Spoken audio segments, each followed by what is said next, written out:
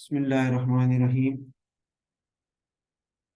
चलो नेक्स्ट हमारा टॉपिक है fractional distillation of two components making ideal solution and two components making non ideal solution. यानी हमारे पास दो सॉल्यूशन थे, आइडियल होते हैं या नॉन आइडियल सॉल्यूशन। यानी दो कंपोनेंट्स को हमने जोड़ा है, सॉल्यूट सॉल्वेंट को मिलाया है, एक सॉल्यूशन बना लिया। अब हम चाहते हैं कि हम इन दोनों को अलग कर लें ना, सेपरेट कर लें। अच्छा, आपने पढ़ा हुआ है कि सर दो लिक्विड्स को सेपरेट करना हो तो उसके लिए हमने टेक्निक पढ़ी थी डिस्टिलेशन की या फ्रैक्शनल डिस्टिलेशन की।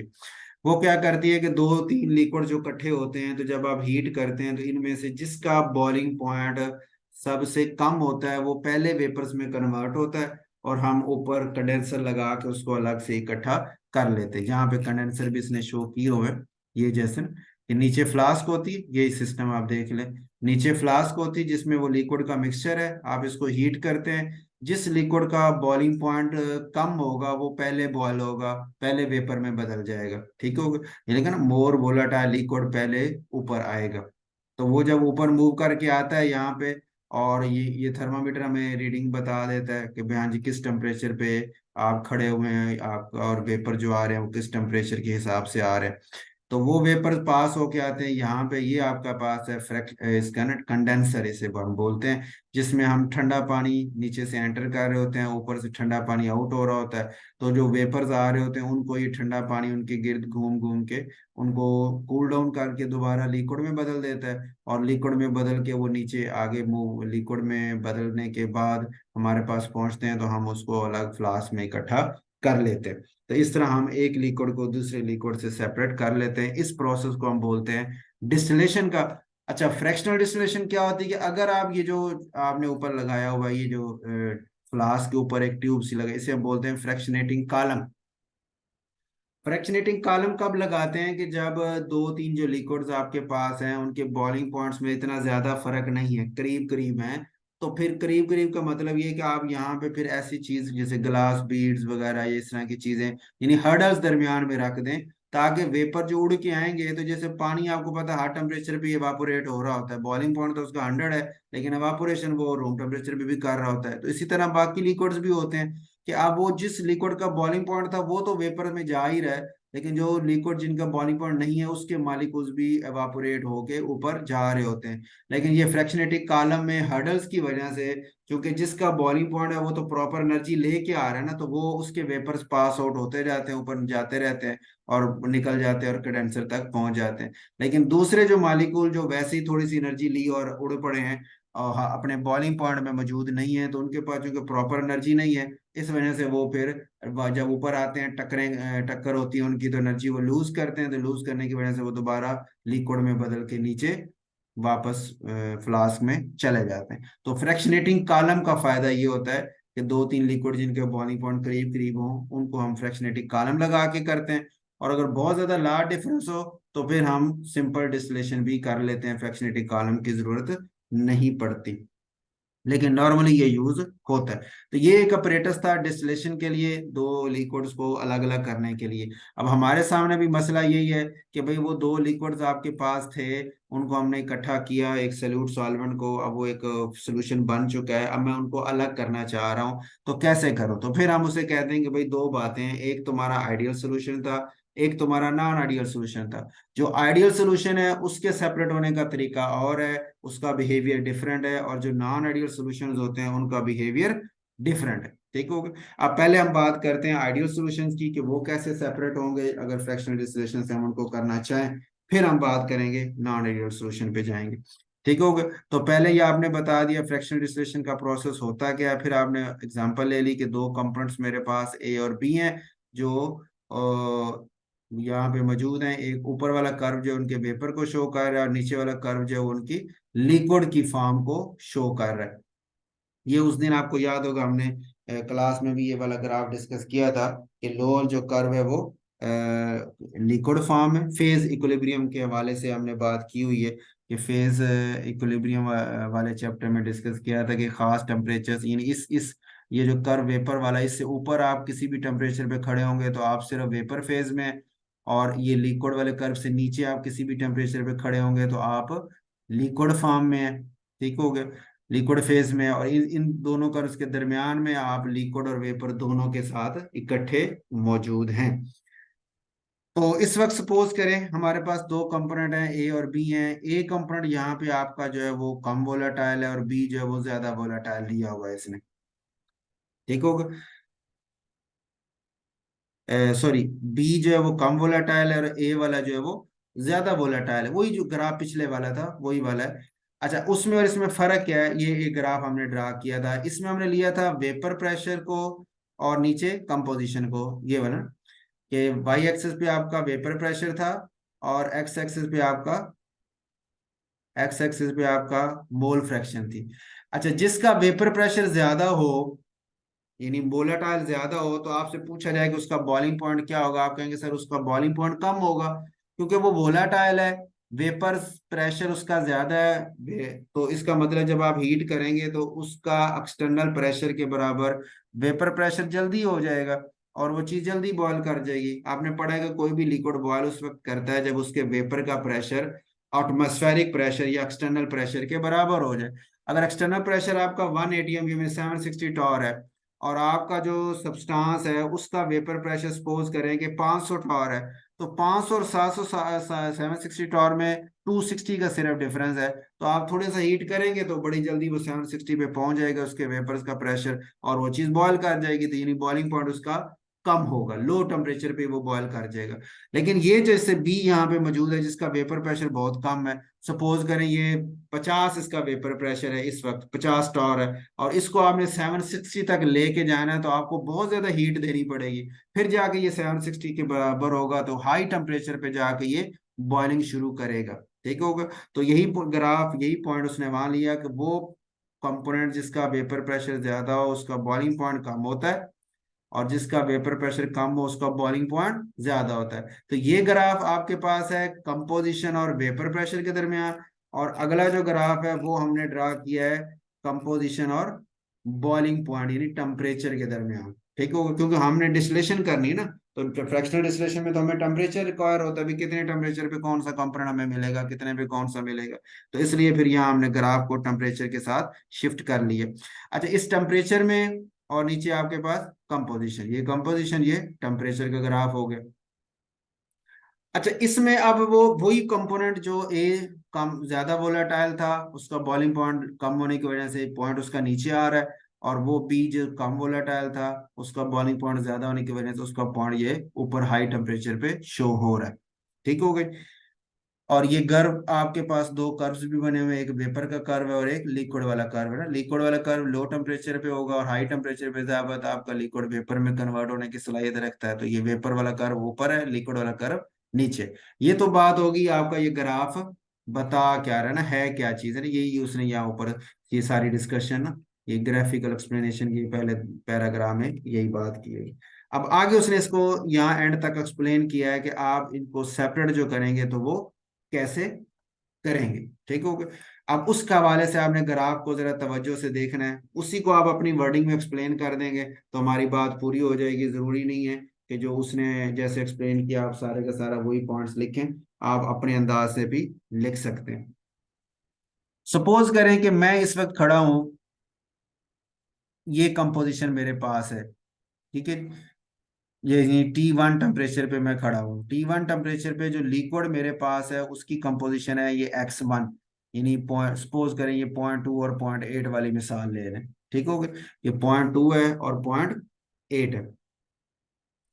अच्छा, इसी इसी टेम्परेचर पे ये लिक्विड वाला कर्व ना, ये आपने कोई लाइनें इसमें ज्यादा लगी हुई हैं तो ये तवज्जो से आपने देखना है कि मैं कर्सर कहाँ पे घुमा रहा हूँ। T1 टेम्परेचर जहाँ लिखा हुआ है मैंने उस कंपोजिशन को यहाँ पे हीट किया हुआ है। कंपोजिशन मेरे पास कौन सी है, 0.2 फर्ज कर लें मैं आपकी आसानी के लिए, हालांकि वो थोड़ा सा हटके पॉइंट है लेकिन मैं उसी को ही फर्ज कर रहा हूँ। 0.2 और 0.8 को ले लें। ठीक हो गया, यानी अब ऐसे समझें कि ये आपके पास है,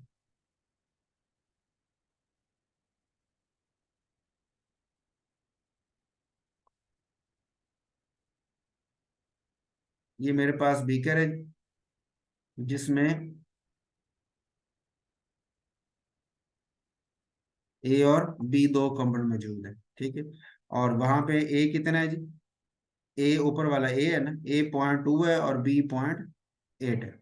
ठीक है, तो ए कंपोनेंट मेरे पास 0.2 है उसकी मोल फ्रैक्शन, और जो बी कंपोनेंट है वो मेरे पास 0.8 है। ये वो कम मिक्सचर है जो मैंने लिया हुआ है सोल्यूशन लिक्विड फॉर्म में, और टेम्परेचर इसको मैंने रखा हुआ है T1 टेम्परेचर के ऊपर। ठीक है, T1 टेम्परेचर के ऊपर ये मेरा सोल्यूशन पड़ा हुआ है। यहाँ तक ओके हो गया? अच्छा, इसके ऊपर अब वेपर्स तो बनने हैं, ठीक है, हो गए। और वेपर्स बनने की वजह से अब ऊपर वो वेपर जो आएंगे उसमें ए भी मौजूद होगा और बी भी मौजूद होगा, दोनों होंगे। लेकिन वो क्या होंगे, अब यही ग्राफ मुझे बता रहा है कि भाई देखो, आपने नीचे लिक्विड ले लिया 0.2 और 0.8 वाला x1 मोल फ्रैक्शन के साथ, और आप खड़े हैं T1 टेम्परेचर के ऊपर। जब आपने इस मिक्सचर को T1 टेम्परेचर दिया, तो इसके ऊपर बनने वाले जो वेपर्स हैं, अब इसी इसी को आगे आप एक्सटेंड करें ग्राफ को, तो ये वेपर वाले कर्व को यहाँ पे टच कर रहा है, और उसको नीचे लेके आए तो ये 0.6 और 0.4 हो गया, यानी ए उसमें 0.6 हो गया, बी उसमें 0.4 हो गया। यानी ए आप कहें कि 0.6 है और बी इसमें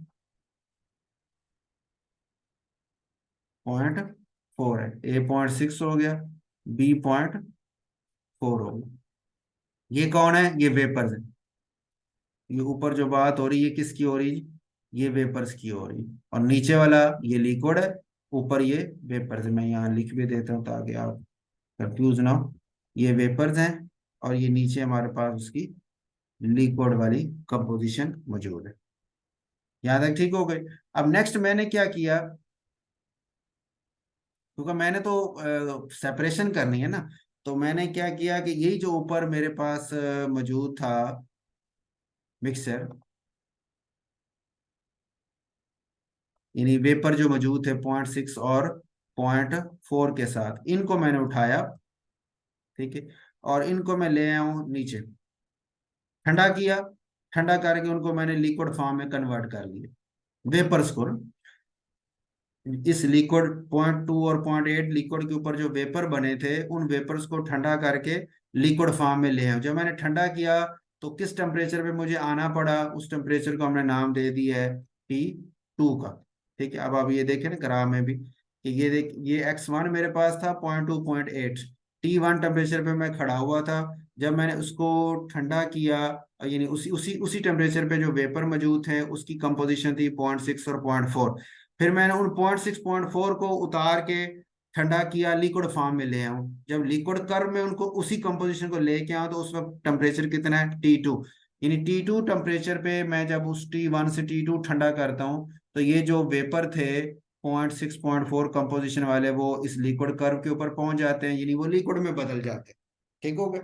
अच्छा, अब इनके ऊपर फिर वेपर बनेंगे इसी 0.6 और 0.4 कंपोजिशन के ऊपर, T2 टेम्परेचर पे जो पड़ी हुई है इसी के ऊपर फिर वेपर बनेंगे।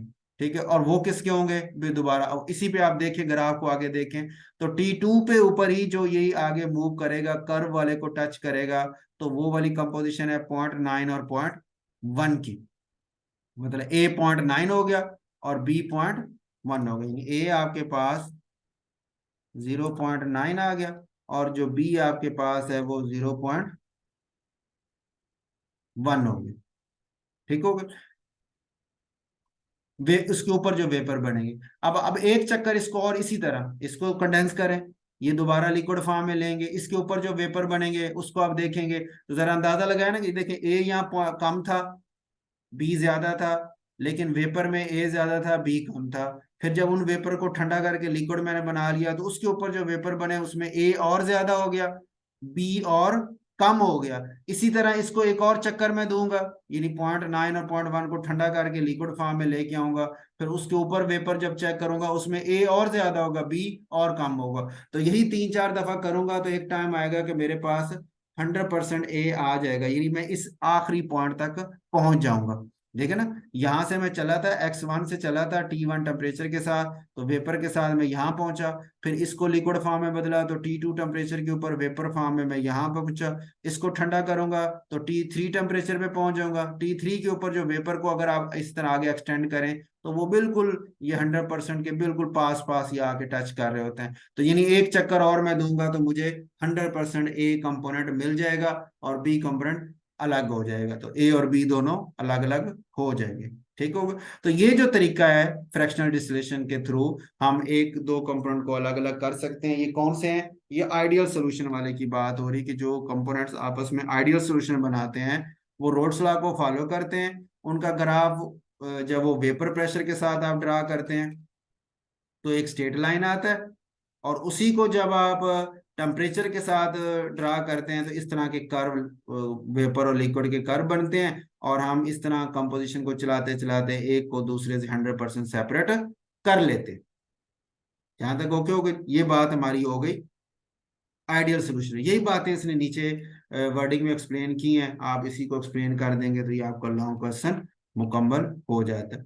ये आगे इसने फ्रैक्शनेटिव कॉलम वगैरह मुख्तलिफ दिए, ये हमारे सिलेबस में नहीं, इसको आप ना करें, ये वैसे समझाने के लिए इसने दिए, इसके पेपर के हवाले से कोई ताल्लुक नहीं। उसके बाद है नॉन आइडियल सोल्यूशन, ये पिछली हमने बात की थी आइडियल सोल्यूशन की, जो फ्रैक्शनल डिस्टिलेशन से हमने सेपरेट कर लिए। अब बात है नॉन आइडियल सॉल्यूशंस क्या होते हैं। तो अगर कोई डेफिनेशन पूछे तो वो तो अब पीछे हमने शुरू में 4 डेफिनेशंस की थी पिछले ही लेक्चर में रोड्स लॉ के साथ, तो वही वाली डेफिनेशंस आप शामिल कर सकते हैं कि आइडियल कौन है और नॉन आइडियल कौन है। यहाँ उसने एग्जांपल दी है कि नॉन आइडियल सॉल्यूशन में जैसे benzene, bromobenzene, benzene, ethylene dichloride, ethylene dibromide, propylene dibromide, ठीक हो गए। तो ये सारे जो है वो नॉन पोल आइडियल जो है ना वो सोल्यूशन कहला रहे हैं। नॉन आइडियल का मतलब कि इनकी जो फोर्सेस ऑफ अट्रैक्शन है वो अलग कंपोनेंट की अलग है, और जो अलग कंपोनेंट्स यानी अलग अलग रखें तो फोर्सेस और इकट्ठी करें तो उनकी वो सेम रहती है। लेकिन ये जो है ना, ये पेयर तो वो है जिनकी सेम रहती है। एक मिनट ऊपर लिखा होगा, liquid which obey the Rhodes law throughout complete range of concentration at a given temperature, these pairs are ये एग्जांपल 1 2 जो 3 दिए इसने आइडियल की दी है कि ये वो पेयर्स हैं जिनकी फोर्स अट्रैक्शन जो है वो सेम रहती है, अकेले में भी वही है और इकट्ठी कर दे तो वो भी। अच्छा, अगर आप थोड़ा सा ओवरव्यू करें ना, एक तीनों को एक नजर में देखें तो आपको फील होगा कि नॉन पोलर कंपाउंड जो है ना उनमें असल में ऐसा हो रहा होता है, वो ज्यादातर आइडियल सोल्यूशन की कैटेगरी में जा रहे होते हैं।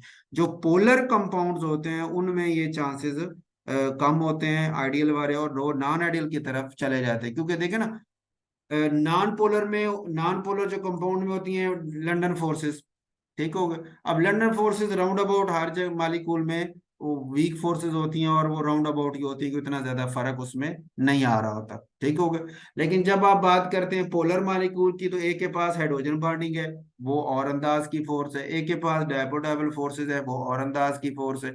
जब उनको मिला देंगे तो उनके दरमियान में जो फोर्सेस ऑफ अट्रैक्शन है वो बहुत ज्यादा चेंज हो जाएंगी, तो इस वजह से वो आपकी नॉन आइडियल सोल्यूशन की तरफ मूव कर जाती है, ठीक हो गए। जो पोलर वाले होते हैं ना, तो आप इस तरह समझे कि नॉन पोलर का कॉम्बिनेशन ज्यादातर हमें आइडियल सोल्यूशन बना के देता है।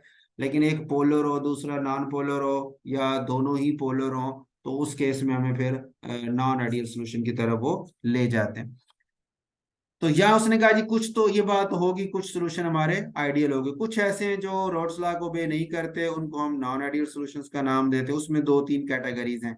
एक वो टाइप है जिसमें कि टोटल वेपर प्रेशर जो है वो इंटरमीडिएट है between those of the pure constituents. पिछला हमने बात की थी ना आइडियल सोल्यूशन वाली, उसमें क्या था, उसमें जो वेपर प्रेशर आया था वो जो टोटल वेपर प्रेशर था वो इस ए और बी इन दोनों के दरमियान में, देखें ये कोई भी आप इसमें से टोटल प्रेशर की वैल्यू उठाएंगे वो ए की वैल्यू, ये बी की वैल्यू और ए की वैल्यू इन दोनों के दरमियान, ए से ऊपर नहीं गया, पी ए नॉट से उसकी वैल्यू ऊपर नहीं गई और पी बी नॉट से नीचे नहीं गई, इन दोनों के दरमियान में कहीं ना कहीं आ रही है ये टोटल प्रेशर ना मुख्तलिफ कंपोजिशन में। तो ये एग्जांपल थी आइडियल सोल्यूशन। अब नॉन आइडियल में वो बात करता है कि नॉन आइडियल सोल्यूशन में कुछ पेयर हैं जिनका टोटल प्रेशर आपका जो है between those of pure constituent जो है उनसे टोटल प्रेशर वो इंटरमीडिएट होता है। यानी जैसे ये देखें, पी ए नॉट वाला है कि total pressure is all the times intermediate between the vapour pressure of two components. Graph उसका स्ट्रेट लाइन नहीं है, ये स्ट्रेट लाइन नहीं है। अगर ये बिल्कुल सीधी स्ट्रेट लाइन आता तो फिर हम कहते हैं कि वो आइडियल सोल्यूशन था, ठीक है। लेकिन स्ट्रेट लाइन नहीं है, एक छोटा सा कर्व बना है, लेकिन कर्व बनने के बावजूद भी इस तरह है कि उसकी ये जो वैल्यूज हैं वो इस पी ए नॉट और पी बी नॉट इन दोनों की वैल्यूज के दरमियान में रही हैं। इनसे ऊपर या उससे नीचे वो नहीं गई, जिस तरह आइडियल सोल्यूशन की अभी मैंने बताया कि उसकी वैल्यूज उन ए और बी के दरमियान में रहती हैं, ऊपर या नीचे नहीं जाती। तो कह रहे कर्व जरूर आया है लेकिन उसकी वैल्यू उन दोनों के वैल्यूज से ऊपर एक्सीड नहीं करती, उनके दरमियान में ही रहती हैं। तो कंपोनेंट तो वो नॉन आइडियल ही होगा, सोल्यूशन वो नॉन आइडियल ही कहलाएगा कर्व आने की वजह से। लेकिन इसकी खूबी ये होगी कि जब आप इनको सेपरेट करेंगे तो ये फ्रैक्शनल डिस्टिलेशन के जरिए बड़ी आसानी से सेपरेट हो जाते हैं, ठीक हो गए। तो अगर शॉर्ट क्वेश्चन आपके पास हो नॉन आइडियल सोल्यूशन कितनी तरह के, तो उसमें आप पहली बात करेंगे कि ये वो सोल्यूशन जो स्ट्रेट लाइन नहीं देते, कर्व देते हैं, लेकिन कर्व इस तरह का है कि उनकी वैल्यूज ए उनके जो प्योर कॉन्स्टिट्यूएंट्स हैं उनके दरमियान में ही रहती हैं। और दूसरा पॉइंट टाइप टू, वो कंपोनेंट्स आ गए जिसका ग्राफ कुछ इस तरह का आता है कि वो स्ट्रेट लाइन तो नहीं है, एक कर्व की फॉर्म में, लेकिन कर्व इस तरह का बना हुआ है कि बिल्कुल ही एक मैक्सिमम पॉइंट से गुजरने के बाद फिर नीचे आता है। यानी देख रहे राइज होता जा रहा है, एक मैक्सिमम पॉइंट पे पहुंचा है, उसके बाद फिर वो नीचे आना शुरू हो जाता है और पी ए नॉट पे आके दोबारा टच कर जाता है। इसमें आपके पास जो पॉइंट्स आते हैं वो आपके इन दोनों के इंटरमीडिएट नहीं रहते, बल्कि उससे ऊपर निकल जाता है टोटल प्रेशर की वैल्यू। तो ये सेकंड पॉइंट हो गया कि ऐसा ये नहीं है कि कर्व आ रहा है, लेकिन कर्व किस तरह आ रहा है, शो अ मैक्सिमम पॉइंट, उसमें एक मैक्सिमम हमें मिलता है, मैक्सिमम पॉइंट मिलता है, उसके बाद फिर वो नीचे आता है। इसको हम नाम देते हैं positive deviation from Raoult's law. Raoult's law से तो डेविएट कर गया, स्ट्रेट लाइन उसने नहीं दी, और इस डेविएशन को हम नाम देते हैं पॉजिटिव डेविएशन। ये उसने एग्जांपल दिए हैं जो ये कंपाउंड्स ये वाली शो करते हैं। इसमें आप एक आध एग्जांपल के तौर पे जरूर पेयर आपने याद करना है, ताकि जब इसको लिखें तो एग्जांपल आप यहाँ पे दे सकें। अच्छा, इसमें फर्क क्या आया, यानी इसमें कर्व चेंज होने की वजह क्या है, उसमें आप ये दो पॉइंट साथ मेंशन कर लें। एक तो ये कि फोर्सेस अट्रैक्शन पहले की निस्बत से कम हो गई हैं। देखो ना, इस पॉइंट का वेपर प्रेशर सबसे ज्यादा होने का क्या मतलब है कि इंटरमॉलिक्यूलर फोर्सेस पहले की निस्बत से कमजोर हुई हैं, तो वेपर प्रेशर ज्यादा हो गया ना, ज्यादा से ज्यादा मालिक्यूल उड़ गए, वेपर्स की फॉर्म में चले गए और वेपर प्रेशर ज्यादा हो गया। तो पहला पॉइंट ये इसने बताया कि फोर्सेस अट्रैक्शन जो है वो पहले की निस्बत से डिक्रीज हो रही थी, इस वजह से हमें ये मैक्सिमम पॉइंट मिला है। और टोटल वॉल्यूम जब आप इसका निकालोगे तो वो भी इनके सम के बराबर तो नहीं आएगा, क्योंकि नॉन आइडियल है, और बराबर नहीं है तो क्या होगा, ग्रेटर होगा। यानी टोटल वॉल्यूम दोनों कंपोनेंट्स का मिला के जो बनता है उससे उसका जो आएगा, अलग अलग जो वॉल्यूम का उनका सम बनता है, उससे आंसर हमारा बड़ा आएगा, ग्रेटर आएगा। Total volume is greater than the sum of the individual volumes. हर एक का वॉल्यूम, जैसे ये 10 ml था, ये 100 ml था, तो टोटल 110 आना चाहिए, लेकिन 110 नहीं बल्कि 120 130 उससे ज्यादा वॉल्यूम आता है पॉजिटिव डेविएशन के केस में। ठीक होगा, ये आपका एमसीक्यू के तौर पे पॉइंट जहन में आपने रखना।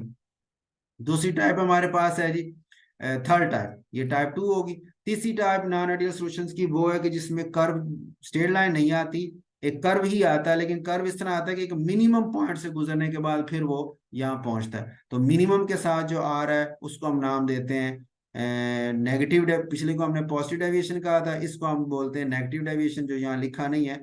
इसी तरह जैसे यहाँ पॉजिटिव डेविएशन लिखा, उसी तरह आप यहाँ पे नेगेटिव डेविएशन मेंशन कर सकते हैं।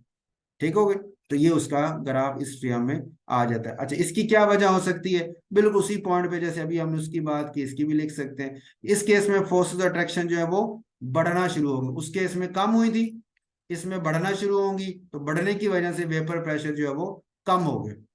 फोर्स अट्रैक्शन बढ़ने की वजह से ये वेपर प्रेशर जो है वो कम हो गया, पॉइंट आपका नीचे आ गया। ठीक हो, दूसरी रीजन क्या है, total volume is smaller than their sum, की अब जो टोटल वॉल्यूम है वो उन कंपोनेंट्स को जमा करने के बाद उससे छोटा आता है, यानी अगर एक 10 था, एक 100 था, तो 110 टोटल होने थे। लेकिन अब 110 नहीं, 110 से कम, यानी 100 आ गया, 105 आ गया, उससे कम वॉल्यूम हमें मिल रहा होता है। फोर्स रिडक्शन बढ़ने की वजह से इंटरमॉलिक्यूलर स्पेसेस कम होगी ना, वो सिकुड़ गए, तो वॉल्यूम जो होगा वो जितना आना चाहिए था उससे छोटा आ जाता है। ठीक हो गया।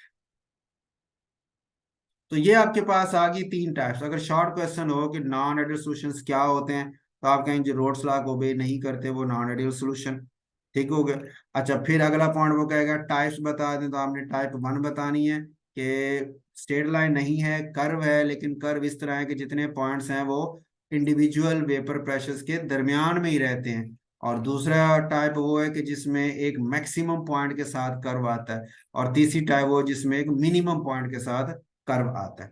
ठीक हो गया, ये एक शॉर्ट हो सकता है। फिर आगे लॉन्ग क्वेश्चन बनाते हैं कि नॉन आइडियल सॉल्यूशन की टाइप्स क्या हैं, आपने टाइप्स बता दी। फिर वो कहता है अच्छा, fractional distillation of non ideal solutions को डिस्कस करें। ठीक होगा, फिर आप इन्हीं तीन टाइप्स की ना फ्रैक्शनल डिस्टिलेशन को डिस्कस करते हैं। तो फिर उसमें हम लिखते हैं कि हमारे पास तीन टाइप, एक तो टाइप 1 थी, तो वो हमने बताया कि चूंकि उसका कंपोनेंट्स कर्व जरूर आया, स्ट्रेट लाइन नहीं थी, कर्व था, लेकिन वो कर्व, ये जो हमने बात की कि स्ट्रेट लाइन नहीं है, कर्व है, लेकिन इनकी वैल्यू चूंकि इन दोनों के इंटरमीडिएट ही रहती हैं। इसकी फायदा क्या होता है कि जब हम फ्रैक्शनल डिस्टिलेशन इसकी निकालेंगे तो इसका ग्राफ जो बिल्कुल उसी तरह आएगा जो हमने अभी आइडियल सॉल्यूशन के लिए डिस्कस किया था।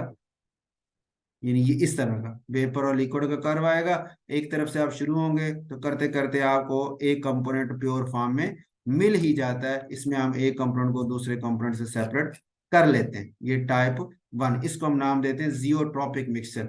वो जियोट्रॉपिक मिक्सचर क्या होते हैं कि वो मिक्सचर आइडियल या नॉन आइडियल सॉल्यूशन जिनको हम फ्रैक्शनल डिस्टिलेशन के जरिए सेपरेट कर सकें वो जियोट्रॉपिक मिक्सचर कहलाते हैं, और जिनको ना कर सकें वो एजियोट्रॉपिक मिक्सर का नाम उनको दिया जाता है।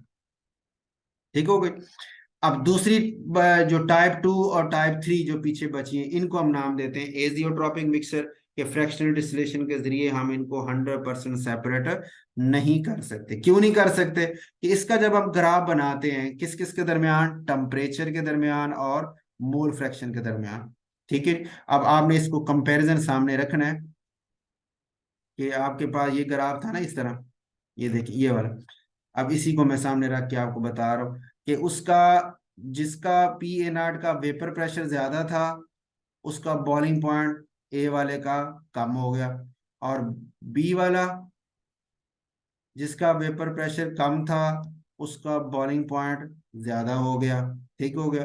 फिर वो कंपोजिशन, ये मैक्सिमम पॉइंट वाली वो कंपोजिशन जिसका वेपर प्रेशर सबसे ज्यादा है, उसका बॉइलिंग पॉइंट सबसे कम होना चाहिए ना। तो वो देखें उधर आपके पास ये वाला पॉइंट यहाँ मौजूद है, ये सी की जगह ना। उधर जो मैक्सिमम पॉइंट है, ये मैक्सिमम जिसका वेपर प्रेशर सबसे ज्यादा है, उसका बॉइलिंग पॉइंट कर्व में बॉइलिंग पॉइंट सबसे कम है। और जब हम इसका उसी तरह लिक्विड और वेपर वाले कर्व बनाते हैं, तो ये लिक्विड कर्व है, लिक्विड फेज का कर्व ये नीचे वाला, और वेपर वाला इसके ऊपर जो आके इसी पॉइंट पे इकट्ठा हो गया। फिर यहाँ पे दूसरे वाली साइड से देखें तो उसमें ऊपर वाला वेपर का कर्व है, नीचे वाला लिक्विड का कर्व है, और वो भी इसी सी पॉइंट पे आके इकट्ठे हो गए। अब इसमें क्या आपको फायदा क्या है या नुकसान क्या? आप कहेंगे कि सर अगर मैं स्टार्ट होता हूँ यहाँ से, इधर देखें एक्स से मैं स्टार्ट होता हूँ, तो बिल्कुल उसी तरह जैसे हमने आइडियल की बात की है, आप कहें सर एक्स के ऊपर, एक्स मेरे पास मोल फ्रैक्शन लेके आता हूँ, इस टेम्परेचर, किसी टेम्परेचर पे मैं खड़ा हूँ, उसी टेम्परेचर पे वेपर की कंपोजिशन ये वाई है। ठीक हो गया। फिर मैंने उन इन वेपर को ठंडा किया, लिक्विड फॉर्म में बदल लिया, ये नेक्स्ट जो T2 टेम्परेचर उसका कह लें उसके ऊपर आ जाएगा। जब उसको ठंडा कर लिया, फिर उसको उसके ऊपर बनने लिक्विड बना के उसके ऊपर वेपर को देखा तो ये वाला पॉइंट आ गया। ठीक हो गया, ये नीचे जो भी बनेगा, फिर उसके ऊपर वेपर को देखा तो आप चलते चलते यहाँ पे आके आप रुक जाएंगे ना, क्योंकि यहाँ पे आके वेपर और लिक्विड कर्व मिल जाते हैं। जिस तरह आइडियल में था ना, आइडियल में आपने कहा कि सर देखें मैं यहाँ से चलना शुरू हुआ था इस कंपोजिशन से, तो चलते चलते चलते जहां पे जाके दोनों ये वेपर और लिक्विड कर्व मिले वहां पे मैं पहुंच गया हूँ, और वो 100% एक चीज मुझे दे देता है और दूसरी वहां से खत्म होगी। लेकिन इस केस में क्या हुआ कि चूंकि इसमें, इस केस में हमारे पास वो दरमियान में वो पॉइंट आ गया, उस 100% के बजाय दरमियान में किसी परसेंटेज पे ये पॉइंट आया पड़ा, तो दोनों कर्व यहीं पे इकट्ठे हो गए। तो अगर मैं यहाँ से स्टार्ट होता हूँ चलना, तो करते करते करते मैं यहाँ पे आके रुक जाऊंगा। ठीक है, और अगर इधर से स्टार्ट होता हूँ, बी पॉइंट से स्टार्ट होता हूँ, तो ये उसका लिक्विड, इसके ऊपर बनने वाले वेपर, ये उसकी कंपोजिशन बी प्राइम या वाई प्राइम कह लें, फिर उसके ऊपर बनने वाले वेपर की कंपोजिशन ये सी के पास आ गई, फिर नीचे, तो करते करते आप सी तक पहुंच जाएंगे। यानी आप कभी भी 100% की तरफ मूव नहीं कर सकेंगे। इधर से चलना शुरू होंगे तो सी पे आके रुक जाएंगे, इधर से चलना होंगे तो फिर सी पे आके रुक जाएंगे। आप इससे आगे सेपरेशन हासिल नहीं कर सकते। तो यही बात हम कह रहे थे, एजियोट्रॉपिक मिक्सचर वो है जो 100% सेपरेट नहीं हो पाते। कोई खास कंपोजिशन है जहां तक हम उनको सेपरेट कर पाते हैं, उससे ज्यादा हम सेपरेशन उनकी नहीं कर पाते। ठीक हो गए, ये पॉइंट इसमें हमारे पास आ जाता है। ठीक हो गए। अच्छा, अब यही वर्डिंग में आपने बता देना है कि भाई यहाँ से मैं स्टार्ट हूं तो इधर आके रुक जाता हूँ, वहां से यहाँ तो सी पॉइंट पे आके मेरा स्टॉप है, इससे आगे मैं मूव नहीं कर सकता। इसी तरह दूसरा पॉइंट अब था टाइप 3, जिसमें हमने कहा था कि वो नेगेटिव डेव वो पॉजिटिव डेविएशन वाला था, ये नेगेटिव डेविएशन वाला है। अच्छा, इसका ग्राफ आप देखें तो उसी पॉइंट पे देखें, यहाँ पे बॉइलिंग पॉइंट देख लें, ए का कम है क्योंकि वहां पे वेपर प्रेशर ए का ज्यादा था, तो बॉइलिंग पॉइंट ए का कम हो गया।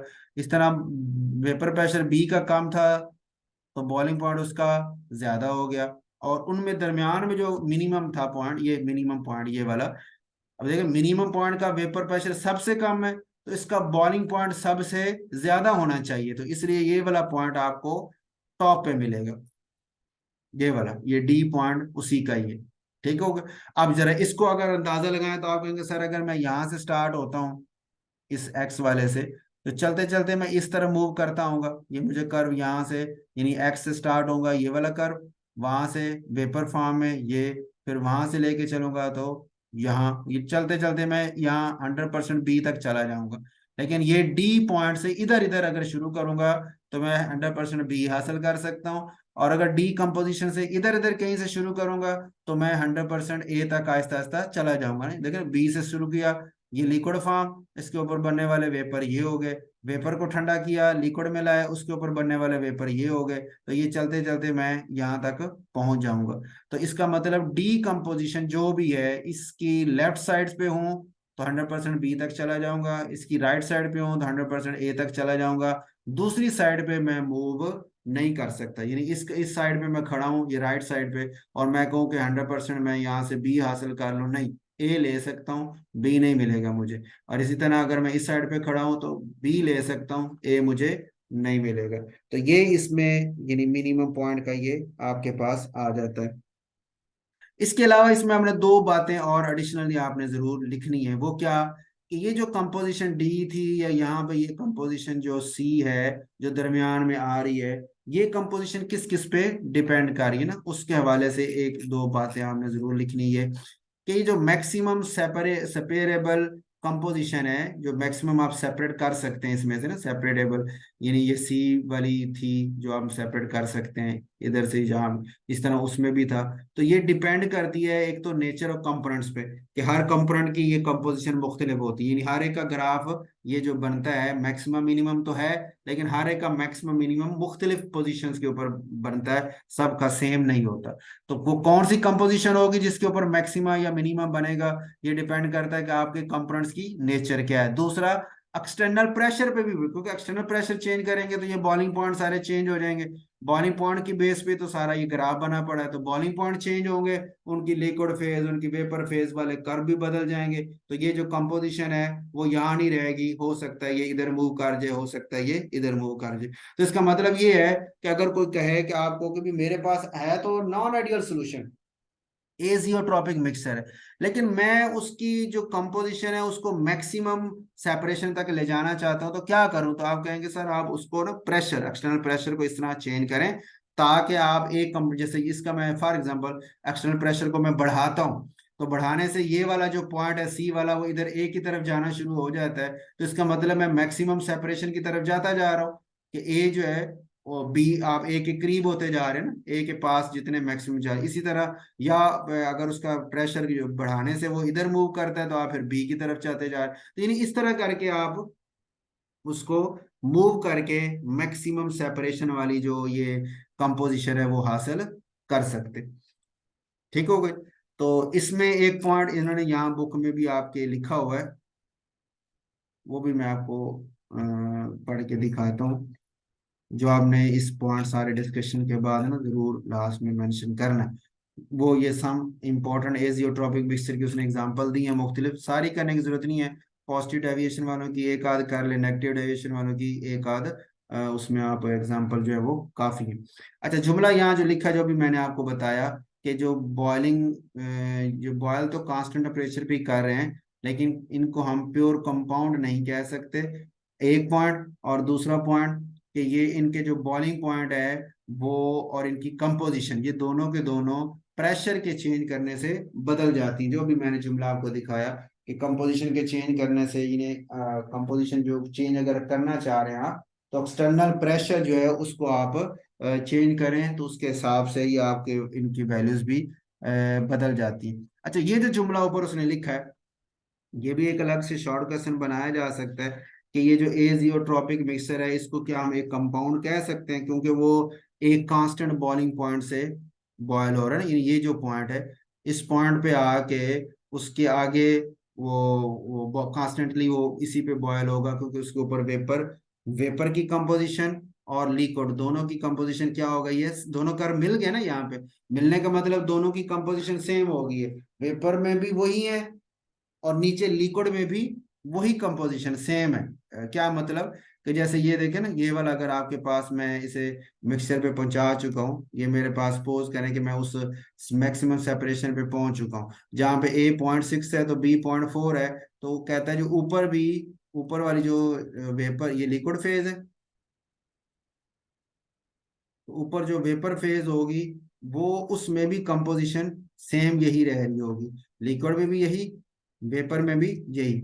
अब वो अगर देखे ना, पहले तो था ना नीचे और होती थी ऊपर और होती थी और हम उसको ठंडा करते तो इस तरह करके वो हम चल रहे थे। अब जब नीचे भी बराबर वही ऊपर भी बराबर, इसको मैं ठंडा कर भी लूं तो फिर ऊपर वही बनेगी, कोई फर्क नहीं आएगा। तो मैं इसको अब मजीद सेपरेट नहीं कर सकते। तो यही जुमला उसने यहाँ लिखा है, इस पॉइंट पे आके लिक्विड में वेपर प्रेशर कंपोजिशन और वेपर फेज में कंपोजिशन बराबर हो जाती हैं, और वे कांस्टेंट बॉइलिंग पॉइंट से वो बॉयल करते हैं और उनके कंपोजिशन में फर्क भी नहीं आता। यानी वो जो नीचे लिक्विड है वही बस बॉयल होता रहेगा, वेपर में जाता रहेगा, ठीक है जी, ऊपर मूव एक ही बॉइलिंग कांस्टेंट टेम्परेचर के साथ, मजीद उसमें चेंज नहीं आएगी। ठीक होगा। अच्छा, ये बात तो होगी उसकी, इसकी कांस्टेंट टेम्परेचर की उसने मेंशन किया। अब बात जो अगली उसकी लास्ट हम जो कर रहे थे जुमला था कि भाई ये इसको हम कंपाउंड नहीं कह सकते। उसने एग्जांपल दी है यहाँ पे कि दीज मिक्सचर ऑफ लिक्विड्स में be consisted of two components और मोर देन टू कंपोनेंट्स में हो सकते हैं, दे हैव डेफिनेट कंपोजिशन, खास इनकी कंपोजिशंस हैं, boil at a constant temperature, constant temperature पे वो बॉयल होते हैं, and distil over completely at the same temperature, एक ही टेम्परेचर के ऊपर उनको हम वो जितनी कंपोजिशन है वो हम हासिल कर लेते हैं, without any change in composition, composition में चेंज किए बगैर, कंपोजिशन उनकी चेंज नहीं हो रही होती और हम उसको यूज उसी तरह वो हमें ऊपर मिल जाता है। तो कह रहे ये कांस्टेंट टेम्परेचर पे बॉयल तो होते हैं, जैसे एक प्योर कंपाउंड होता है उसमें भी ऐसे ही होता है कि एक प्योर कंपाउंड का जब बॉइलिंग पॉइंट आता है तो उसके ऊपर वो बॉयल होना जब शुरू होता है तो लिक्विड फेज से वो गैस फेज में जाता रहता है, और उसकी जो कंपोजिशन है वो जो नीचे होती है वही ऊपर होती है, नीचे वो बस लिक्विड फॉर्म में था, ऊपर वो गैस की फेज में होता है। लेकिन वहां पे तो एक प्योर कंपोनेंट होता है जो आपस में केमिकल बॉन्ड के साथ मौजूद। ये चूंकि एक मिक्सचर है, दो मुख्तलिफ कंपोजिशन वाला है, तो इसको हम लिक्विड ये नहीं कह सकते कि ये एक प्योर कंपाउंड है, क्योंकि कंपाउंड में तो केमिकल बॉन्ड्स वगैरह बने हुए होते हैं एलिमेंट्स के दरमियान, लेकिन ये जो दो कंपोनेंट इसके हैं वो कोई बांड नहीं बनाए हुए, बस इकट्ठे वैसे मौजूद होते हैं मिक्सचर के तौर पे, तो इसलिए उनको हम प्योर कंपाउंड का नाम नहीं दे सकते।